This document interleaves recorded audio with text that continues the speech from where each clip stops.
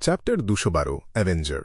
লোয়েন কিংডমের উত্তর দিকে সেপ্টেম্বর মাসের সেই হিমেল হাওয়া বইছিল। কবরস্থানের ভেতর দিয়ে বয়ে যাওয়া সেই বাতাসের শব্দে যেন এক ধরনের হাহাকার ছিল। চারপাশটা অন্য সময়ের চেয়ে অনেক বেশি অন্ধকার আর থমথমে হয়ে আছে। হাড়কাঁপানো সেই ঠান্ডায় ক্লাইন মোরেত্তির হুঁশ ফিরে এল। নিজের মনেই একটা ম্লান হাসি হাসল সে। বিড়বিড় করে বলল, মনে হচ্ছে আমার এই পৃথিবীতে আসার পেছনে এখনও অনেক রহস্য লুকিয়ে আছে, কিন্তু মনে হচ্ছে আমি বড়জোর আর ২ বার এভাবে বেঁচে ফিরতে পারব, তার বেশি নয়। আর আমাকে যদি একদম কুচি কুচি করে কেটে ফেলা হয় বা পিষে ফেলা হয়, তখন এই সেরে ওঠার ক্ষমতা আদেও কাজ করবে কিনা কে জানে। সে বেশ কিছুক্ষণ চুপ করে রইল। অর্ধেক মিনিট পার হওয়ার পর ক্লাইন মোরেত্তি নিজের কোটের বোতামগুলো ভালো করে আটকে নিল। সে খেয়াল করল যে তার গায়ে সবচেয়ে নতুন শার্ট আর কোটটা পরানো হয়েছে, কিন্তু সেগুলো এখন মাটি আর ধুলোয় মাখামাখি হয়ে আছে। বেনসন আর মেলিসা আসলেই বোঝে না কিভাবে টাকা পয়সা বাঁচাতে হয়। হঠাৎ করেই এই চিন্তাটা তার মাথায় খেলে গেল। নিজের হাতের ওপর ভর দিয়ে সে এক ঝটকায় উঠে দাঁড়াল। সে বুঝতে পারল যে তার ক্লাউন হওয়ার ক্ষমতাগুলো এখনও ঠিকঠাক কাজ করছে। সবচাইতে ভালো বড় ভাই, সবচাইতে ভালো ছোট ভাই, সবচাইতে ভালো সহকর্মী ক্লাইন নিজের কবরের ফলকের ওপর খোদাই করা লেখাগুলো পড়ল। সেটা পড়তে গিয়ে তার বুকটা ধক করে উঠল। মেলিসা আর বেনসন যে কতটা ভেঙে পড়েছিল সেটা সে নিজের মনের ভেতর অনুভব করতে পারল। ক্যাপ্টেনকে চোখের সামনে মরতে দেখার চেয়েও বোধহয় নিজের ভাইবোনের এই কষ্টটা দেখা বেশি যন্ত্রণার। সে একটা দীর্ঘশ্বাস ফেলে নিজের দৃষ্টি সরিয়ে নিল। নিচু হয়ে সে কফিনের ঢাকনাটা বন্ধ করে দিল। তার মাথায় এখন অনেক এলোমেলো চিন্তা ঘুরছিল, কিন্তু ক্লাইন জানত যে তাকে খুব দ্রুত এই জায়গাটা পরিষ্কার করতে হবে, যাতে কেউ কিছু বুঝতে না পারে। সাধারণ মানুষ কোনোভাবেই একজন মৃত মানুষের বেঁচে ফিরে আসাটা মেনে নেবে না। যদি নাইট হক্স, ম্যান্ডেটেড পানিশার্স কিংবা মেশিনারি হাইভ মাইন্ড এই ব্যাপারটা জানতে পারে, তবে ক্লাইনের কপালে যে খুব খারাপ কিছু আছে সেটা সে নিশ্চিত। অবশ্য এটা যদি পৃথিবী হতো, তবে সে মানুষকে অনায়াসেই ধোঁকা দিয়ে বিশ্বাস করাতে পারত যে সে ঈশ্বরের আশীর্বাদ পুষ্ট কোনো ত্রাণকর্তা। সেজন্য তাকে শুধু লয়ার বা সুইন্ডলার পজিশন খেলেই হতো। কিন্তু এই জগতে আসল দেবতা আছে যারা বিভিন্ন আচারের মাধ্যমে সাড়া দিতে পারে। সে মাটিগুলো সরিয়ে আবার গর্তটা ভরাট করে দিল আর ওপর দিয়ে পাথরের চাইটা বসিয়ে দিল। ক্লাইন নিজের হাতের ধুলো ঝেড়ে আবার সোজা হয়ে দাঁড়াল। এই মুহূর্তে তাকে দেখে একদমই অস্বাভাবিক মনে হচ্ছিল না। তাকে দেখে মনে হচ্ছিল যেন কোনো এক ভদ্রলোক মাঝরাতে প্রিয়জনের কবরে শোক প্রকাশ করতে এসেছেন। একমাত্র অদ্ভুত ব্যাপার এটাই ছিল যে কবরের ফলকে থাকা ছবির মানুষটার সাথে তার চেহারা হুবহু মিলে যাচ্ছে। কবর ভরাট করার সময় সে তার আধ্যাত্মিক শক্তি দিয়ে বুঝতে পেরেছিল যে আজিকের তামার বাঁশিটা ওখানেই আছে। সে ওটা খুঁড়ে বের করল আর ঘষে ঘষে পরিষ্কার করে নিল। তবে ক্লাইন এখনই সেই দূতকে ডাকার কথা ভাবল না। আগে তাকে পুরো পরিস্থিতিটা বুঝতে হবে। ক্লাইন তার বাম হাতটা একটু তুলল। সে দেখল যে তার কবজি থেকে নীল রঙের পোখরাজ পাথরের লকেটটা এখনও ঝুলছে। তাহলে এটাকে আমার কবরের উপহার হিসেবেই ধরা যায় কি? সে নিজের ওপরই একটু উপহাস করে হাসল। সে লকেটটা খুলে নিল আর চারপাশটা ভালো করে দেখল। তার চেহারাটা গম্ভীর হয়ে গেল। ক্যাপ্টেনকেও নিশ্চয়ই এই গোরস্থানেই সমাহিত করা হয়েছে। সে ২ বার নিজের দিক পরিবর্তন করল আর হাতের সেই লকেটটার সাহায্যে ডান স্মিথের কবরের জায়গাটা নিশ্চিত করল।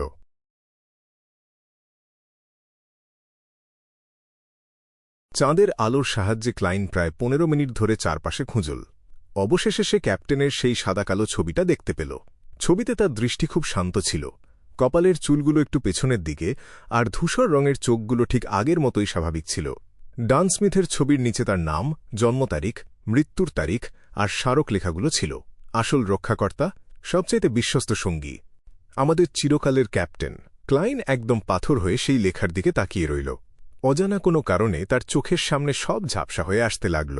তার মনে হল সে যেন আবার সেই দিনটাতে ফিরে গেছে। সে দেখল ক্যাপ্টেন তার দিকে তাকিয়ে চোখ টিপল। খুব শান্ত আর আরামদায়ক গলায় বলল, আমরা টিঙ্গেনকে বাঁচিয়েছি। ক্যাপ্টেন ক্লাইন নিঃশব্দে চিৎকার করে উঠল। সে সেখানে বেশ কয়েক মিনিট মূর্তির মতো দাঁড়িয়ে রইল। হঠাৎ করে সে একটু হেসে বলে উঠল, ক্যাপ্টেন, সেই দিন আপনার মানসিক অবস্থা একদমই ভালো ছিল না।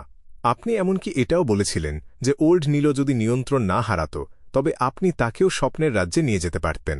সে ছিল একজন মিস্ট্রি প্রায়ার, আর আপনি ছিলেন নাইটমেয়ার। আপনি কোনোভাবেই তার রেখে যাওয়া বিয়েন্ডার বৈশিষ্ট্য গ্রহণ করতে পারতেন না।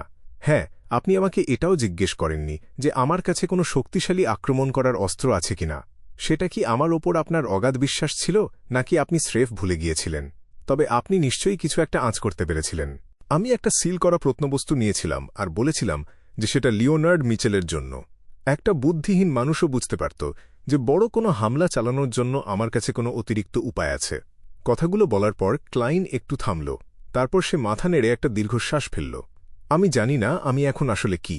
হয়তো আমি কেবলই একটা অশুভ আত্মা যে নরক থেকে প্রতিশোধ নেওয়ার জন্য ফিরে এসেছে। বলতে বলতে সে হঠাৎ থেমে গেল। তার দুচোখ বেয়ে জল গড়িয়ে পড়ল। সবশেষে সে খুব নিচু আর ধরা গলায় চিৎকার করে বলল, ক্যাপ্টেন, আমরাও আপনাকে খুব মিস করি। ক্লাইন অনুভব করল যে একটা হিমেল বাতাস তাকে ছুঁয়ে চলে গেল। সে নিজের হাত দিয়ে চোখের জল মুছল আর নাক ঝাড়ল। সে আবার চুপচাপ হয়ে গেল আর কাছাকাছি একটা আড়াল করার মতো জায়গা খুঁজে নিল। সে ঘড়ির কাঁটার উল্টো দিকে 4 পা ফেলল আর সেই ধূসর কুয়াশার জগতের ভেতর প্রবেশ করল। সে তার দৈব ক্ষমতার সাহায্যে সেই মানুষটাকে খুঁজে বের করতে চায় যে তাকে মেরে ফেলেছিল। সে সেই খুনিকে চিনতে চায় যে এই সবকিছুর মূলে ছিল।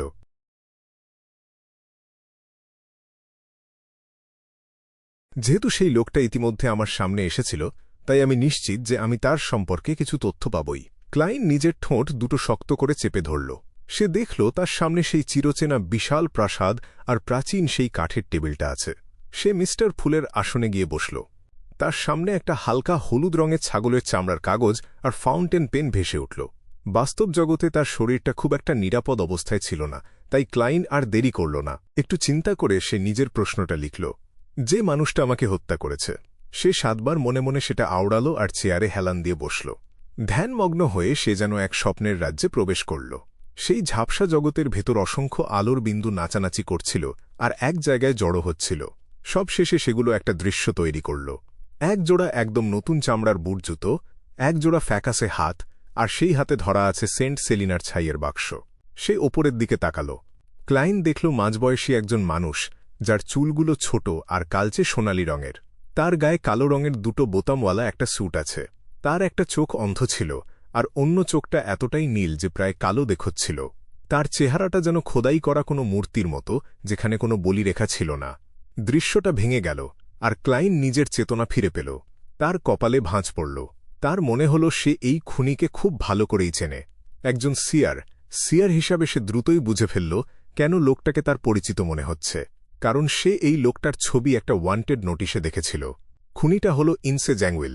সে চার্চ অফ এভারনাইটের একজন প্রাক্তন আর্চবিশপ ছিল, যে সিল করা প্রত্নবস্তু 008 নিয়ে পালিয়ে গিয়েছিল। সে একজন গেটকিপার হিসেবে পদোন্নতি পেতে ব্যর্থ হয়েছিল। এটা সেই লোক। ক্লাইনের মাথায় অনেকগুলো দৃশ্য ভেসে এলো। সব শেষে সেই দৃশ্যে গিয়ে থামল যেখানে ইনসে জ্যাংউইল সেন্ট সেলিনার ছাইয়ের বাক্সটা তুলে নিচ্ছে। ঠক ঠক ঠক। ক্লাইন তার হাত দিয়ে সেই ব্রোঞ্জ টেবিলের ওপর টোকা দিতে লাগল। সে অনুভব করল যে সে অনেক কিছু হঠাৎ করেই বুঝতে পারছে। ক্যাপ্টেন বলেছিলেন যে একজন বিয়ন্ডার যদি স্বাভাবিকভাবে মারা যায়, তবে সে তার বিয়ন্ডার বৈশিষ্ট্য রেখে যায়। সেগুলো যদি এক জায়গায় করা হয়, তবে সেগুলো অনেকটা সেই ওষুধের মতোই কাজ করে, যার শুধু কিছু বাড়তি উপাদানের অভাব আছে। তার মানে যদি কেউ সেই বাড়তি উপাদানগুলো চেনে, তবে সে সেই অবশিষ্টাংশ ব্যবহার করেই পদোন্নতি পেতে পারে। অবশ্যই কেউ নিজের লেভেলের বাইরের কিছু খেতে পারে না, কারণ তাতে নিয়ন্ত্রণ হারিয়ে পাগল হওয়ার ভয় থাকে। হাই সিকোয়েন্স বিয়ন্ডার হওয়ার জন্য বিশেষ কোনো আচারের প্রয়োজন হয়। সেটা সেই অপূর্ণ আনশ্যাডোড ফর্মুলাতেও লেখা ছিল। ইনসে জ্যাংউইল হল একজন গেটকিপার। সে ডেথ সিকোয়েন্সের 5 নম্বর সিকোয়েন্সে আছে। সে একজন হাই সিকোয়েন্স বিয়ন্ডার বা সেমি গড হতে চেয়েছিল। সিকোয়েন্স পরিবর্তনের নিয়ম অনুযায়ী তার কাছে 3টা রাস্তা ছিল। একটা হল ডেথ সিকোয়েন্সের 4 নম্বর সিকোয়েন্স, দ্বিতীয়টা স্লিপলেস সিকোয়েন্সের 4 নম্বর সিকোয়েন্স, আর 3 নম্বরটা হল যুদ্ধের দেবতা বা গড অফ কম্ব্যাট সিকোয়েন্সের 4 নম্বর সিকোয়েন্স, যেটার নাম ডেমন হান্টার। সেন্ট সেলিনা একজন সেন্ট ছিলেন। তিনি হয় সিকোয়েন্স 4 অথবা সিকোয়েন্স 3-এর অন্তর্ভুক্ত ছিলেন।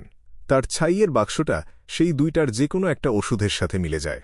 ইনসে জ্যাংউইল যেহেতু একজন প্রাক্তন আর্চবিশপ ছিল, সে অবশ্যই জানত তিনি কোন সিকোয়েন্সের ছিলেন আর তার জন্য কি কি বাড়তি উপাদান লাগবে। তাহলে কি এই সব কিছুর পেছনে তার আসল উদ্দেশ্য ছিল সেন্ট সেলিনার ছাই হাতিয়ে নেওয়া আর স্লিফলেস পথের 4 নম্বর সিকোয়েন্সে পৌঁছে যাওয়া? ডেথ সিকোয়েন্সের কোনো বংশধরের মাথার খুলি হয়তো সেই বিশেষ আচারের একটা উপকরণ হিসেবে দরকার ছিল। দেখে মনে হচ্ছে তার মূল লক্ষ্য ক্যাপ্টেন ছিলেন, আমি নই। সে আসলে এই পুরো নাটকের মূল হোতা ছিল। ব্যাপারটা বুঝতে পেরে ক্লাইন একটা নতুন প্রশ্ন লিখল। সে তার লকেটটা নিল আর কাগজের ওপর সেটাকে ঝোলাল। মনে মনে প্রশ্নটা বলার পর সে চোখ খুলল আর দেখল লকেটটা ঘড়ির কাঁটার দিকে ঘুরছে। তার মানে তার দেওয়া তথ্যগুলো সঠিক ছিল এবং তার দৈব শক্তি কাজ করেছে। এর অর্থ হল ইনসে জ্যাংউইল সত্যিই সেন্ট সেলিনার ছাই চুরি করার জন্য এই পুরো ঘটনার ছক এঁকেছিল, যাতে সে সিকোয়েন্স 4-এ পৌঁছাতে পারে।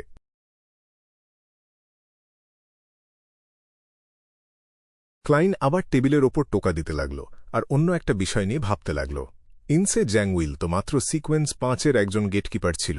শুধু তার একার পক্ষে এতগুলো কাকতালীয় ঘটনা ঘটানো অসম্ভব। যেমন মেগোসকে দিয়ে তার কথা মতো ঠিক সময় নাইট হক্সদের কাছে নিয়ে আসা। তাহলে কি এটা সিল করা প্রত্নবস্তু 008-এর শক্তি? এটা দেখতে তো একটা সাধারণ কলমের মতো। এটার কাজ কি এমন কিছু লিখে ফেলা যা ঘটবেই? না, এটা এতটাও সহজ হতে পারে না। না হলে ইনসে জ্যাংউইল তো এটাও লিখতে পারত যে সেন্ট সেলিনার বাক্সটার ডানা গজিয়েছে আর সেটা উড়ে তার হাতে চলে এসেছে। সেটা হলে সে স্রেফ বাড়িতে বসে থাকলেই পারত। নিশ্চয়ই এখানে কিছু সীমাবদ্ধতা আছে। 008-এর বোধহয় সরাসরি লড়াই করার ক্ষমতা নেই। না হলে ইনসে জ্যাংউইল তো টিঙ্গেনের চাইনিজ গেট দিয়ে সরাসরি আক্রমণ করেই ঢুকতে পারত। সবচাইতে বিপজ্জনক সিল করা প্রত্নবস্তুগুলোর একটা হিসেবে হয়তো এটা মানুষকে তার অজান্তেই নিজের লেখা বর্ণনা অনুযায়ী কাজ করতে বাধ্য করে। সেটাই কি তবে সব কাকতালীয় ঘটনার পেছনের কারণ? যদি এটা সত্যি হয় তবে 008 সত্যিই খুব ভয়ঙ্কর। এমনকি মেগোস যে একজন অশুভ দেবতার সন্তানকে গর্ভে ধারণ করেছিল, সেও এই কলমের ছক মেনে চলেছে। অকারণে গ্রেড 0 প্রত্নবস্তুগুলোকে অত্যন্ত বিপজ্জনক বলা হয় না। এগুলো সবচাইতে গোপনীয় আর এদের সম্পর্কে কোনো কিছু জিজ্ঞেস করা বা ছড়ানো নিষেধ।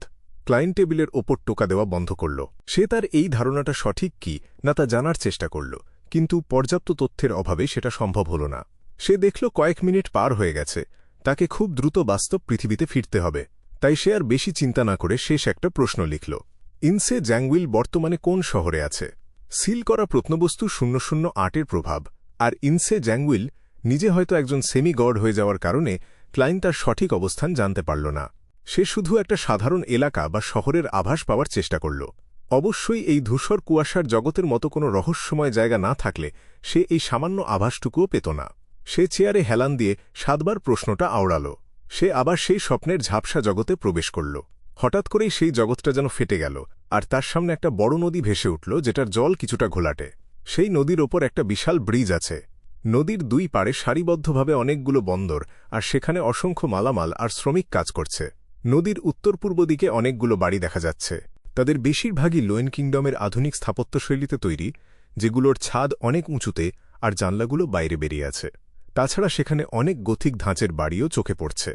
রাস্তাগুলো মানুষ আর ঘোড়ার গাড়িতে গিজগিজ করছে। মাঝে মধ্যে অদ্ভুত সব যন্ত্রপাতিও দেখা যাচ্ছে। সে যত পূর্ব দিকে তাকাচ্ছিল তত বেশি চিমনি আর ধোঁয়া দেখতে পাচ্ছিল। আর পশ্চিম দিকে উঁচু জায়গায় নীলচে ধূসর আর হালকা হলুদ রঙের বাড়িগুলো ওপরের দিকে উঠে গেছে। সেখানে অনেক বিলাসবহুল প্রাসাদ আর গথিক ধাঁচের ঘড়ির মিনার আছে। ঢং! একটা ঘড়ির আওয়াজে ক্লাইনের হুঁশ ফিরল। সে বুঝতে পারল সে কোন শহরটা দেখছিল। এটা হলো সেই আশার দেশ আর শহরগুলোর রাজধানী ব্যাকলুন্ড।